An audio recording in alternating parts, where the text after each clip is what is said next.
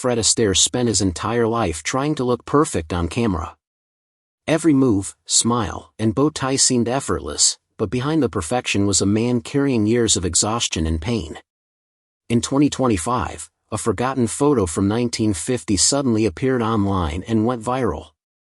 It showed Fred not as the elegant dancer everyone knew, but as someone tired and broken. What shocked people most was what was written on the back of that photo, words Fred had scribbled in pencil that revealed how deeply he was struggling behind his flawless image. Fred Astaire was born Frederick Austerlitz on May 10, 1899, in Omaha, Nebraska. His father, Fritz, had come to America from Austria in search of a better life, working as a beer salesman to support the family. His mother, and taught piano to help make ends meet. When Fred was just 3 years old, and noticed he had a natural rhythm, he mimicked his older sister Adele's dance moves, and their mother decided that show business could be the family's way out of poverty.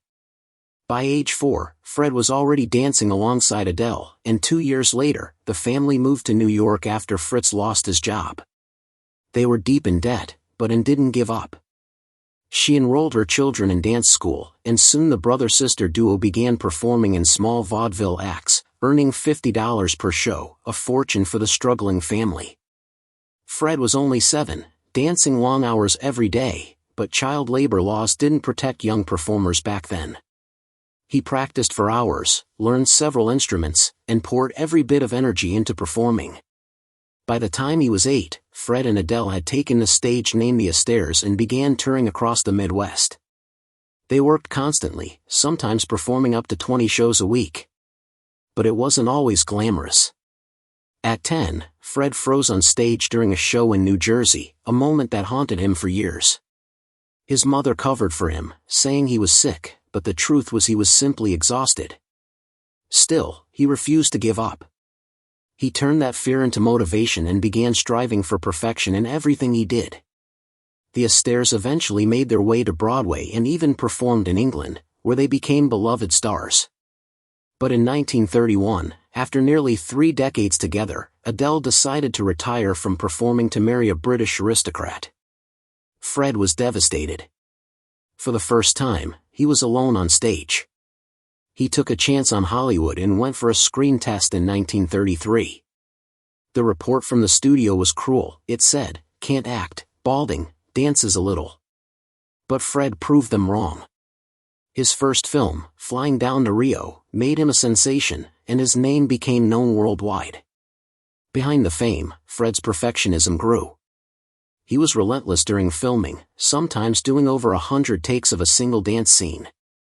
Studio executives called him difficult, but he was simply obsessed with getting everything right. His partnership with Ginger Rogers created some of the most iconic musicals in history, including Top Hat, Swing Time, and Shall We Dance? Yet even those bright moments came with conflict. Fred and Ginger often argued about costumes, choreography, and timing. He was meticulous about every detail, from the size of sequins on dresses to the angle of camera shots. In 1937, tragedy struck when his friend and collaborator George Gershwin died suddenly. Fred was heartbroken.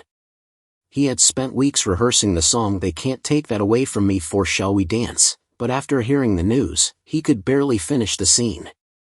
For the first time, people around him saw the emotion behind his calm exterior. Throughout the 1940s, Fred continued to innovate. He danced across mirrored floors and spinning sets, creating movie magic long before CGI existed. In Royal Wedding, 1951, he famously danced up the walls and across the ceiling using a rotating room, a groundbreaking illusion that stunned audiences. But even then, his body was starting to give out. Years of overwork left him with arthritis and old fractures that never healed. Fred's personal life was just as complicated. In 1933, he married Phyllis Potter, and the couple appeared to have the perfect marriage. But tragedy struck in 1954 when Phyllis died from lung cancer. Fred was crushed. For a man who had always lived with control and precision, grief pushed him over the edge. He began drinking heavily and was even arrested for drunk driving, a story the studio covered up to protect his image. After checking into rehab, he managed to recover, but friends said he was never quite the same. In 1980, at age 81, Fred shocked everyone by marrying Robin Smith, a 35-year-old jockey. Many believed she was after his money, but she stayed with him until his death and never asked for more than what he left her. Despite public judgment, Fred defended their marriage, saying he simply wanted companionship. His relationship with his son, Fred Jr., was strained. During Fred's long years on the road, his son wrote letters begging him to come home, letters Fred never saw until decades later.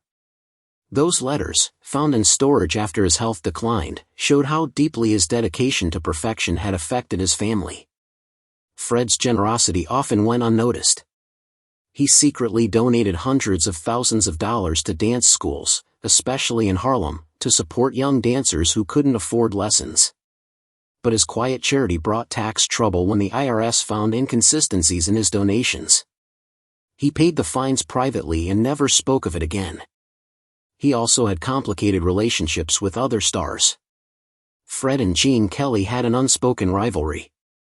Fred believed Kelly's dancing was too aggressive, while Kelly saw Fred as overly traditional.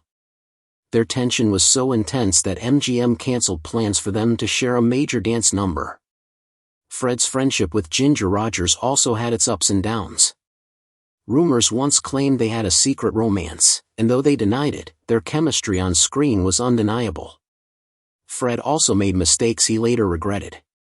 In 1941, he refused to share a stage with a black tap group in Miami, blaming local laws, but later admitted it was wrong. In his later years, he supported civil rights organizations and publicly apologized for the decision, calling it one of the biggest regrets of his life. Even as he aged, Fred refused to slow down. In 1959, he appeared in On the Beach, taking on a serious acting role without dancing. Critics were amazed by his emotional depth, and he earned a Golden Globe nomination. But his body was beginning to betray him. Years of dancing had left him with severe arthritis. During a live TV special in 1960, he had to take painkillers just to perform. For the first time, the world saw glimpses of the cost of his perfection. In the late 1970s and early 1980s, his health worsened, but he continued to act. His last major role was in Ghost Story, 1981, filmed shortly after his wife Phyllis's death. He poured his grief into the role, refusing stunt doubles and even performing dangerous scenes himself. When his diary from that time was published years later, readers were moved by his honesty and sadness. Fred Astaire died in 1987, leaving behind a legacy that changed the world of dance forever. But the photo that went viral in 2025 reminded everyone that behind the polished tuxedos and graceful movements was a man who suffered quietly. On the back of that photo, Fred had written, "2 sleepless nights. Jane still perfect. I'm off by half a beat. Smile, Freddie. Smile. Can't." Beneath the note, he had drawn a small cartoon of himself trapped in a spinning room, like a hamster wheel. It was his way of admitting that the endless pursuit of perfection had worn him down. When people saw that photo online, it changed how they viewed him. For the first time, the world didn't just see Fred Astaire, the flawless dancer. They saw Frederick Austerlitz, a man who gave everything to his art, even when it broke him.